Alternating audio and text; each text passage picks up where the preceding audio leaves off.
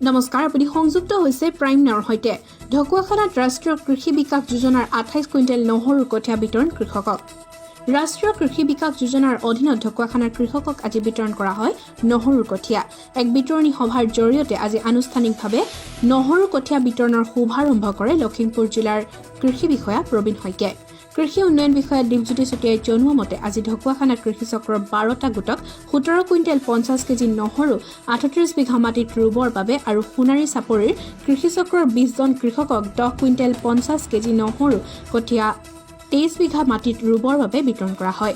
ইফালে কৃষি উন্নয়ন বিষয়া দীপজ্যোতি চুতীয়াই সংবাদ মাধ্যমৰ আগত এটা কথা স্পষ্ট কৰি দিয়ে যে এইবাৰ প্ৰতিগৰাকী কৃষকে কেৱল 5 বেগকৈহে সাৰ কিনিব পাৰিব বুলি ঢকুৱাখানাৰ কৃষকৰ মাজত এটা ভুৱা খবৰ প্ৰচাৰ হৈ আছে।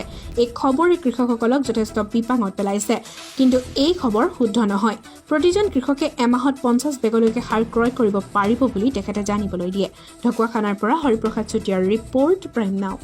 ৰাষ্ট্ৰীয় কৃষি বিকাশ যোজনা RKVY আঁচনিৰ অধীনত আমাৰ এইটো ইয়াত লোৱা হৈছে।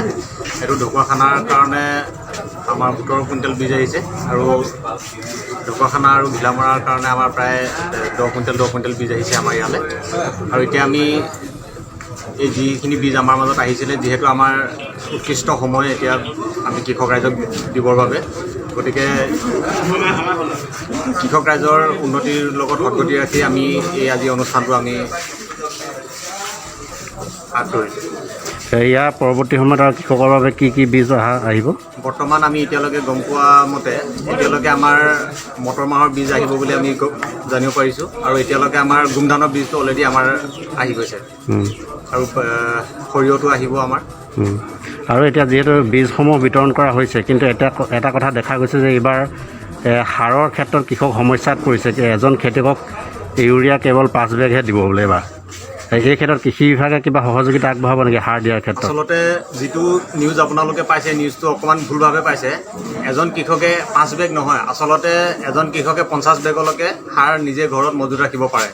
কিন্তু আচলতে আমাৰ যিসকল সাৰৰ লাইচেঞ্চি আমাৰ যিবিলাক দোকান আছে, এই দোকানবিলাকত তাৰমানে এনেকুৱা হৈছে যে তেওঁলোকে দামটো অধিক দাম কেনেবাকৈ পাব পাৰি নেকি, তাৰ ধৰণে হয়তো তাৰ লগত সংগতি ৰাখি পেলাই তেওঁলোকে কথাবিলাক ভুল প্ৰচাৰ কৰে কেতিয়াবা।